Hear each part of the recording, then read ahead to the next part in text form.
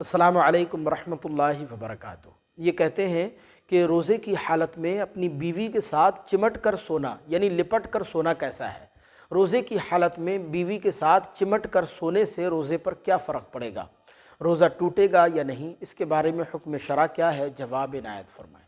بسم اللہ الرحمن الرحیم۔ تو دیکھیں، اس کے جواب میں ایک حدیث پاک میں آپ کو سنا رہا ہوں، اس کے بعد میں اس کا حکم آپ کی خدمت میں بیان کروں گا۔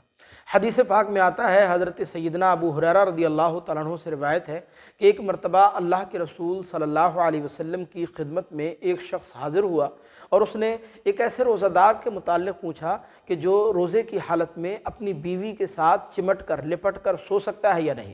تو حضور نے اس کو اس بات کی اجازت دے دی، یعنی وہ اپنی بیوی کے ساتھ روزے کی حالت میں چمٹ کر سو سکتا ہے۔ اسی طرح ایک دوسرا شخص حضور کی خدمت میں حاضر ہوا، اس نے بھی اسی سلسلے میں حضور سے بات کی، اسی طرح کا سوال حضور سے پوچھا، تو حضور نے اس کو منع فرما دیا۔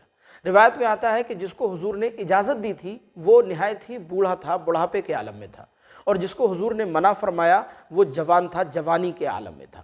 لہذا معلوم یہ ہوا کہ روزے کی حالت میں میاں بیوی کا ایک دوسرے کے ساتھ جو ہے وہ بوس و کنار کرنا، ایک دوسرے کو گلے لگانا، یا ایک دوسرے کے ساتھ ایک ہی بستر پر لیٹنا سونا، یا ایک دوسرے کے ساتھ چمٹ کر سونا، یہ بلا شبہ جائز تو ہے، اس میں شرعاً کوئی قباحت تو نہیں ہے، لیکن یہ جائز اسی وقت ہے جبکہ میاں بیوی دونوں اپنے اپنے جذبات پر کنٹرول رکھ سکیں، اپنے جذبات پر قابو رکھ سکیں اور دونوں ہم بستری کی طرف نہ جائیں۔ اگر یہ ساری چیزیں کرتے ہوئے، یعنی ایک دوسرے کا بوسہ لیتے ہوئے، گلے لگاتے ہوئے، یا ایک ہی بستر پر چمٹ کر سونے کی صورت میں اگر ان کے جذبات بیدار ہو گئے، وہ ہم بستری کر بیٹھے، تو ہم بستری کرنے کی وجہ سے روزہ فاسد ہو جائے گا، روزہ ٹوٹ جائے گا۔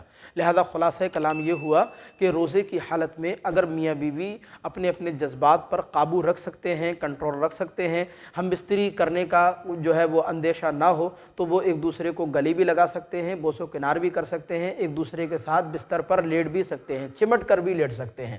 لیکن اگر ہم بستری کرنے کا اندیشہ ہو، جذبات بیدار ہونے کا اندیشہ ہو، تو پھر ایسی صورت میں الگ الگ بستروں پر لیٹنا چاہیے، بوس و کنار نہیں کرنا چاہیے، ایک دوسرے کے ساتھ جو ہے وہ ایک دوسرے کو گلے نہیں لگانا چاہیے، اور یہ ساری چیزیں نہیں کرنا چاہیے۔